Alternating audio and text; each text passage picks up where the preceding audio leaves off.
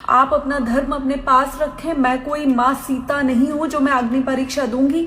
1 साल से जितनी परीक्षाएं देनी थी, जितना जो करना था मैंने कर लिया, अब बस बहुत हुआ। नमस्कार, मैं हिमांशी राजपूत और आप देख रहे हैं भारत एक्सप्रेस डिजिटल।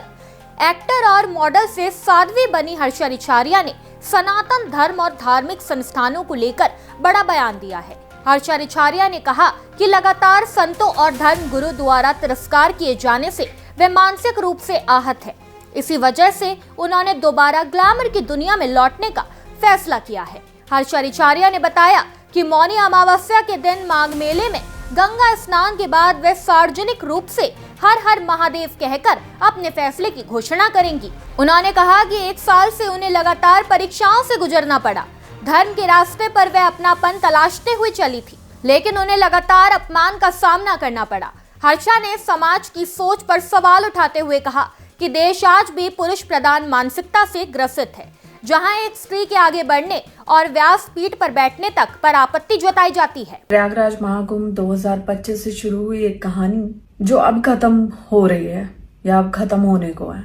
इस 1 साल में मैंने बहुत सारे विरोध का सामना किया है। प्रयागराज से शुरू हुआ था वो विरोध, लगा कि अब ठीक होगा, महाकुंभ के बाद ठीक होगा। लेकिन मैंने जो कुछ भी करने की कोशिश की धर्म के रास्ते पे चलते हुए, मैं क्या कर रही थी? मैं कोई गलत काम नहीं कर रही थी, मैं चोरी चकारी नहीं कर रही थी, मैं लूटपाट नहीं कर रही थी, मैं बलात्कार नहीं कर रही थी। लेकिन मैं जो भी धर्म के रास्ते पे आगे बढ़ने के लिए कर रही थी, उसे बार बार रोका गया, मेरा मनोबल बार बार तोड़ा गया। जिनको लगता है कि महाकुंभ से अभी तक मैंने धर्म को धंधा बना के करोड़ों रुपए छाप लिए, मैं आज बहुत उधारी में हूँ।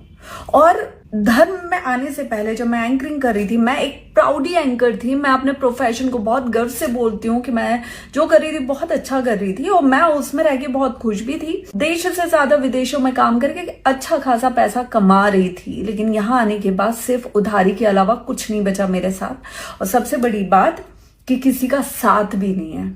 आज मैं ये सब आपको क्यों बोल रही हूँ? क्योंकि मैंने लगातार इस 1 साल में जो कुछ भी करने का प्रयास किया है, उसे रोका गया है, उसे तोड़ा गया है, उसमें विरोध उत्पन्न किए गए। और यही सेम चीज इस बार माघ मेला में भी मेरे साथ हुई है, जिसकी वजह से मैं बहुत ज्यादा हताश हुई हूँ। जबकि मैंने ऐसा कुछ भी नहीं किया जिसकी वजह से मेरा विरोध किया जाए, लेकिन विरोध करना शायद हमारे देश में यही एक चीज बहुत आसान है। हर्षा रिछारिया ने उदाहरण देते हुए कहा कि डाकू रत्नाकर महर्षि वाल्मीकि बन सकते हैं, लेकिन एक स्त्री को आज भी समाज पूरी तरह स्वीकार नहीं कर पा रहा। उन्होंने साध्वी बनने पर सवाल उठाने वालों को चुनौती देते हुए कहा कि अगर किसी को उन पर संदेह है तो वह उनका बैंक अकाउंट देख सकता है। उन्होंने आरोप लगाया कि कुछ लोग करोड़ों के सिंहासन पर बैठकर उनका विरोध कर रहे हैं। सवाल उठाते हुए हर्षा ने कहा कि अगर स्त्री के साथ ऐसा व्यवहार किया जाता है तो ये कैसा धर्म है।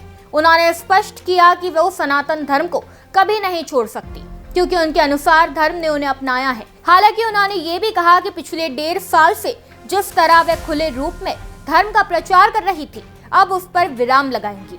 उन्होंने भावुक होते हुए कहा कि जब अपने ही धर्म के लोग लगातार विरोध करें तो कोई अकेली कब तक संघर्ष करे। हर्षा रिछारिया ने आरोप लगाया कि जब किसी स्त्री का मनोबल नहीं तोड़ा जा पाता तो उसके चरित्र पर सवाल उठाए जाते हैं। अंत में उन्होंने कहा कि अब वे ग्लैमर की दुनिया में लौटेंगी, जहां उन्हें शांति मिली थी और विरोध नहीं था। इस खबर में बस इतना ही। ऐसे तमाम खबरों को जानने के लिए देखते रहिए भारत एक्सप्रेस मध्य प्रदेश।